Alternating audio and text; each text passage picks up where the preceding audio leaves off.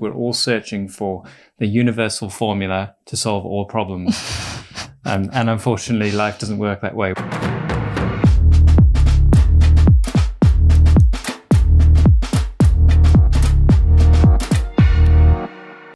Welcome to the Aesthetics Mastery Show, the show that helps you raise the bar and thrive in your aesthetics career. I'm Dr. Tim Pearce. Hi, I'm Miranda Pearce. And what are we talking about today, Miranda? Okay, it's a corona-free zone, and we're going to be talking about Botox patterns, because it's something that comes up a lot on the Skin Viva Trainee Network, our closed Facebook group.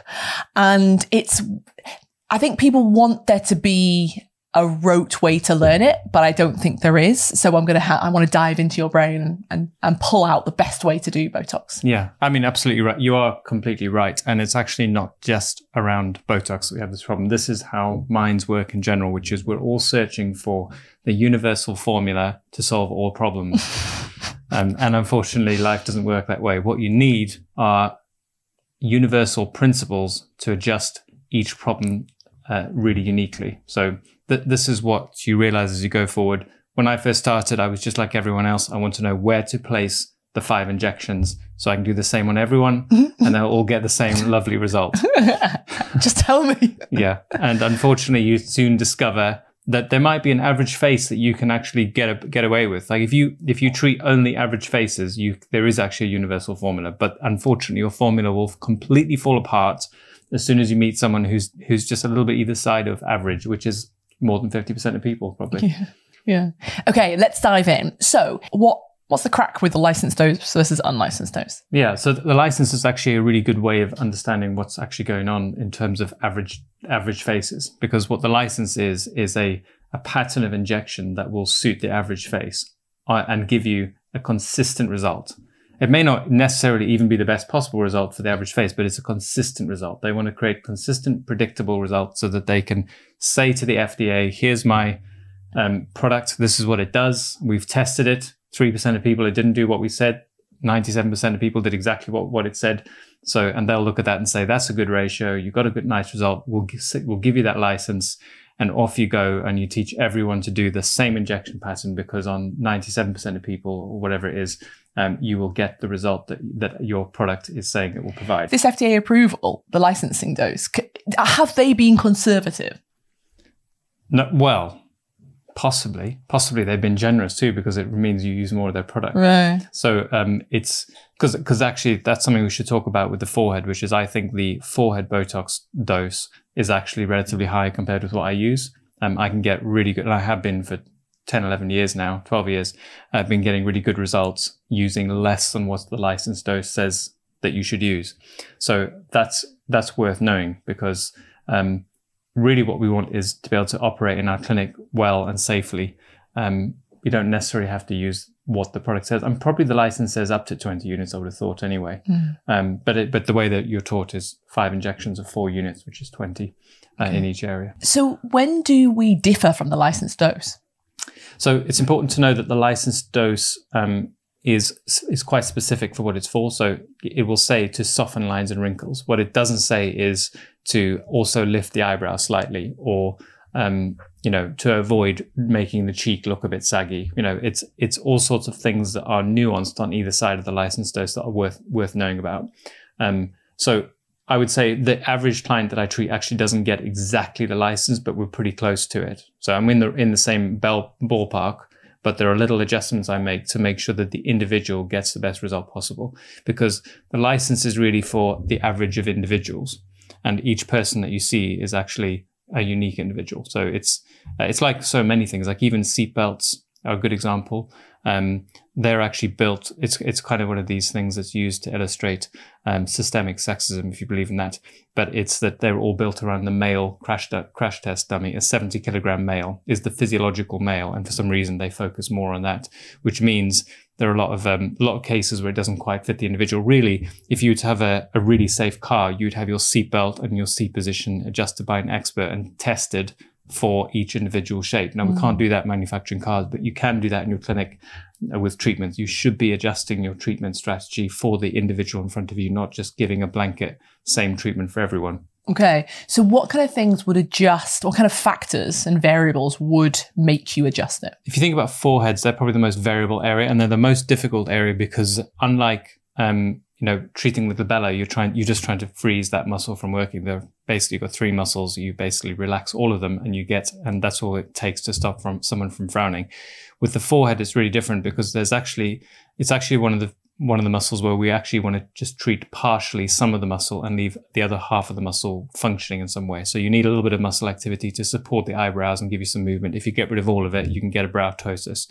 So what we have then is a line between treated and untreated muscle. And where that line is placed, where that line runs, is really crucial. And a very small difference makes a big difference in the results. So eyebrow asymmetry, if you think about an injection on either side, but there's a 0.5 centimeter difference, which looks like nothing. You, as the untrained eye, would not spot it on a treatment design.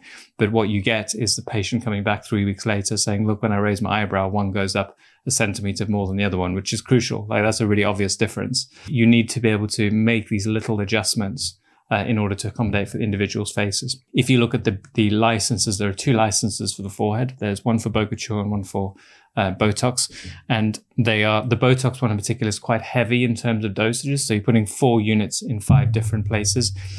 A 4-unit dose is relatively strong for the forehead. I usually use about 1 unit for individual injection points, but I spread them out a bit more. So I might use a close to the same amount of product, but I'm spreading it out. It's more, there's a higher resolution to my treatment than the 4-unit dose, because a 4-unit dose, if you're 0.5 centimeter over to one side, you're actually knocking out a whole section more frontalis muscle and leaving a bit on the other side of it because you're so much in one spot. So this issue makes it harder for the new clinician whose resolution in terms of understanding the face isn't quite as detailed, is that a few millimeters make a big difference. So this is where it can become easier to separate your injections and to put more injections in more places, because you're spreading things a little bit more over it and your inaccuracies are blended. You're kind of able to blend it in a bit better. And we should say that we have an amazing download for you guys to accompany this show, which is it's phenomenal. It has pictures of celebrities and everything with their foreheads. And it's the 26 essential injection patterns for Botox. So if you go to the description below, you can download that there. So tell me then, I've got the patient in front of me. I'm in the process of making the decision about where I put them. What can you recommend that I can physically do to this person to help me make that decision and lay out the patterns?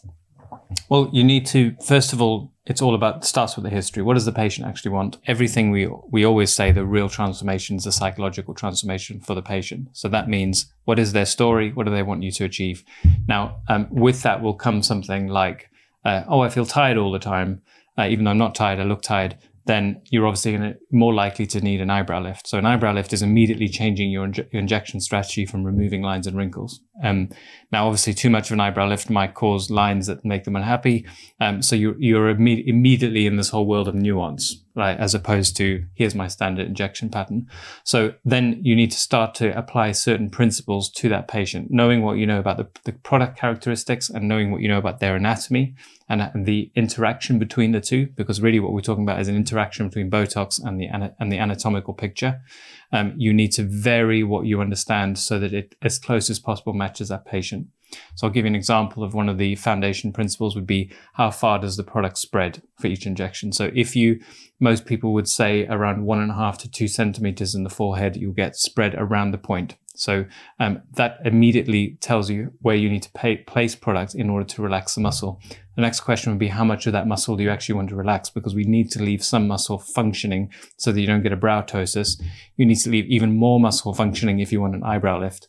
And these things then need to become part of your treatment plan, because you're then deciding. I always say one of the key things is for the forehead is deciding where you're not going to inject first.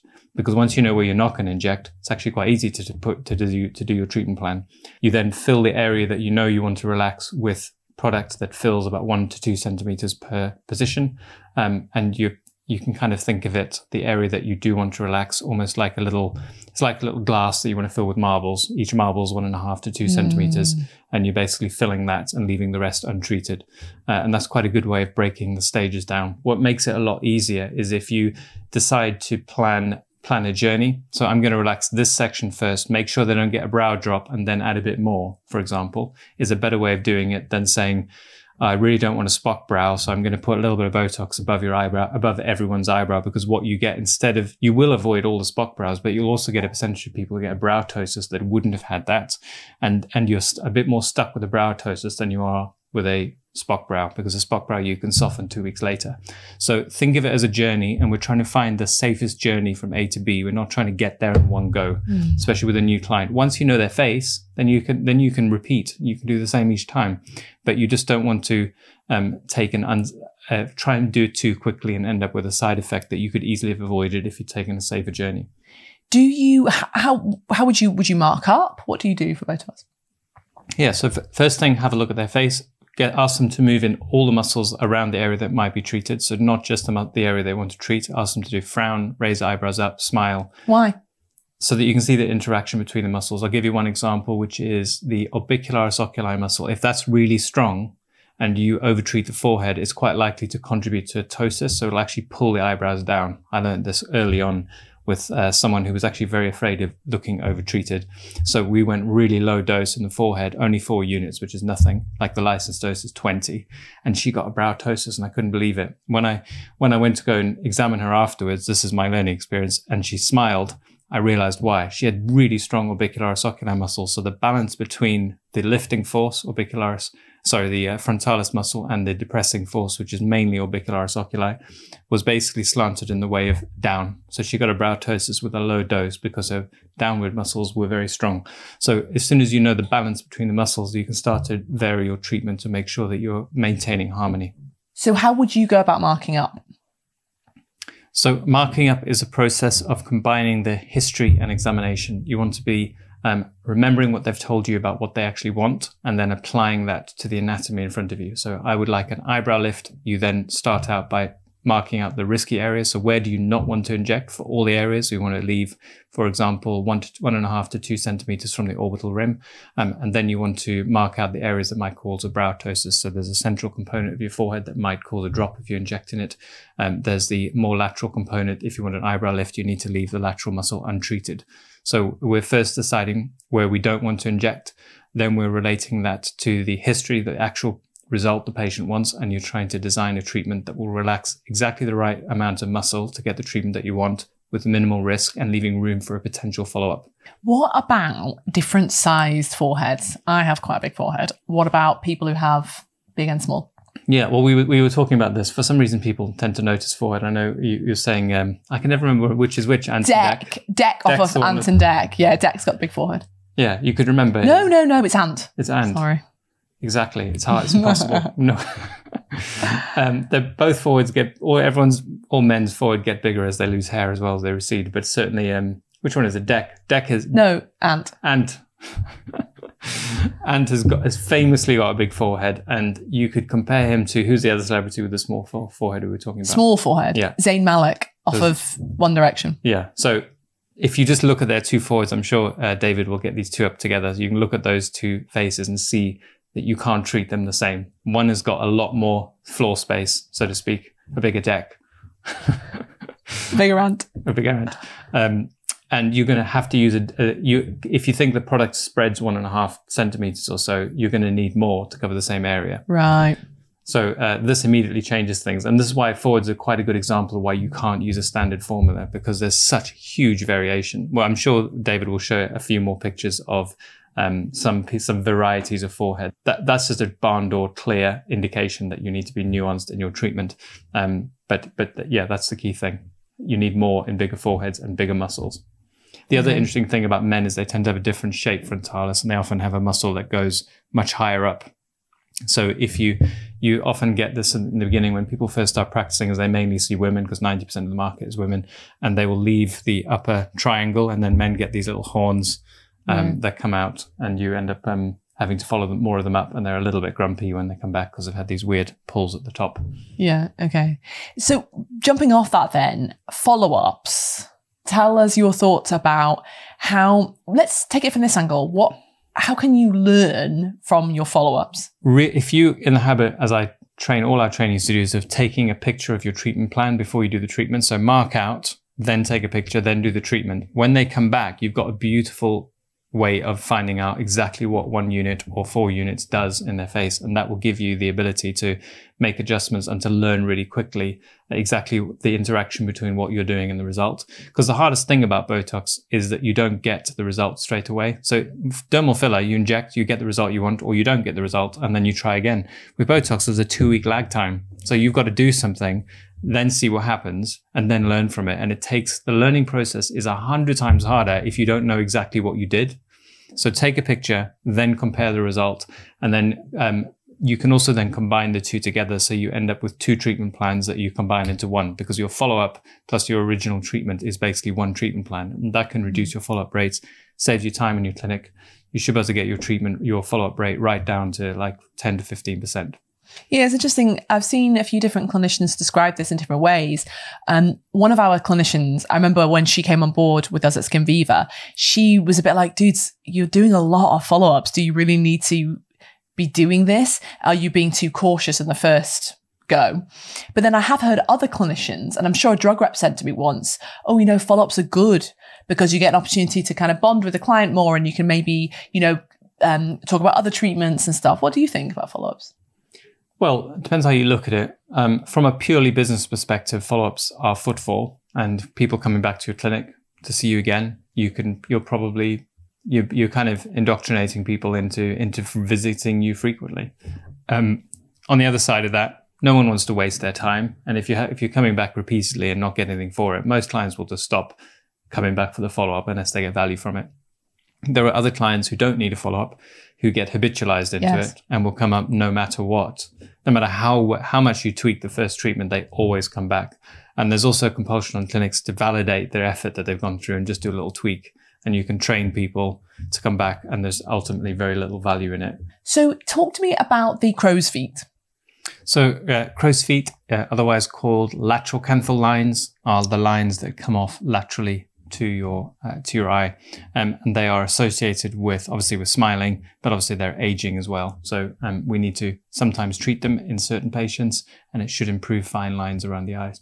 The interesting thing about crow's feet is that you can get rid of lines, but also I think it's one of the areas that's most easy to make someone look basically Botoxed, but in a subtle way. So it's not the kind of area that you look frozen, but you change the dynamic of the face in a way that people who know you well can detect. And certainly we've experienced that. I think the first time you had a treatment, I always joke that the first thing I felt is that you weren't laughing at my jokes. And quite so then that creates an element of doubt every time you crack a really funny joke. I don't get the response you want. Yeah. But that's kind of subtle. The patient almost never notices that. So I've become increasingly careful when I'm consulting people to bring in this dynamic of, let's think about your face as a functioning unit, not necessarily just as a place where wrinkles come and need to be stamped out. Because the ideal result is a balance where you have expression, but you don't get lines. The crucial thing for me, I think, is you need to be able to see narrowing of the white part of your eye while you smile. If you get a complete stunning, so it's almost like if you had something covering this part of the face and they smile and you can't see it, then you've overtreated because it's kind of a soulless smile. Earlier, you said that the frown line was the most sort of simple to treat. So what would you say about that? So frown lines are probably the simplest to treat because you're just making the entire muscle group still. So unlike Orbicularis Oculi and the frontalis muscle, where you're actually only relaxing part of the muscle, the corrugator complex can be completely relaxed. So you're treating procerus, the corrugator supercilii, and the depressor supercilii, and all of those can be made still without causing anything noticeable. So even an expert, unless they say frown for me, they won't be able to tell. Whereas because of the other expressions, like eyebrow movements are the best example, we tend to use our eyebrows almost constantly when we're talking. That flicker of there's something going on in my mind, there's processing going on, that's what we're detecting with eyebrow movement. And so if you completely still it, particularly if someone is, particularly for people who know them well, they might think they're not thinking in the same way. And I don't think it always creates, basically like people don't always notice it consciously, but I think it might create a sense of uncertainty with people that they're not reacting in the same way. I certainly remember right at the beginning of my career meeting someone who I had this sense that I couldn't trust them. Yes. And with that person, it turned out that I couldn't trust them. I think I know who you're talking about. But I also remember thinking, is this just the Botox that's confusing me because I can't read them? What about bunny lines? They're a little annoying thing. Yeah, so they seem to come on when you treat other areas of the face. They get worse. So if you treat the Orbicularis Oculi, often the medial part of the face gets more active. And that's something to do with the ability of toxin, or basically your nervous system responds by putting more effort into the places that are untreated. So it can happen with frown lines and with crow's feet that when people smile after the treatment, they actually have these new lines which develop. There's a Botox look, and you often see people who think they look Botox. That's one of the key giveaways. So you can reduce the effect of it maybe by using less. You're maintaining balance. So putting less around Orbicularis Oculi might cause less lines on the nose, or you can just treat the little lines on the nose as well. I kind of think of them almost as if the Orbicularis Oculi is going all the way around the nose. I know some of it's probably nasalis, but the level of the muscle is relatively superficial, and it seems to behave like one unit. So I inject really superficially, and the crucial thing with bunny lines is you want to be really careful not to affect the lip elevators. That's one of the worst side effects of bunny lines. If you treat a little bit inferior laterally, then you might affect the muscles that elevate the lip, and often it's asymmetrical. So when they smile afterwards, one side goes up and the other side still. It's an awful side effect. So thank you so much for watching. I hope you've enjoyed this episode. You can get more information from the detailed download. Remember, it's in the links below. We love your comments. Let us know what you think. We'll add them into the next show. If there's anything interesting, we might even do a whole show about it. You never know. But do let us know what you think and if we can help you in any way. Don't forget as well that this Aesthetics Mastery show goes out as a podcast. So we are available on any of the normal podcast platforms, Spotify, iTunes, SoundCloud, wherever you get your podcasts, we are there. So if you want to listen to us on your commute or in the bath or whatever, you are welcome. And please do drop us a like and a subscription. It really helps us to know that you guys are enjoying this. And if not, let us know as well. We can always improve. Thanks for watching. Take care.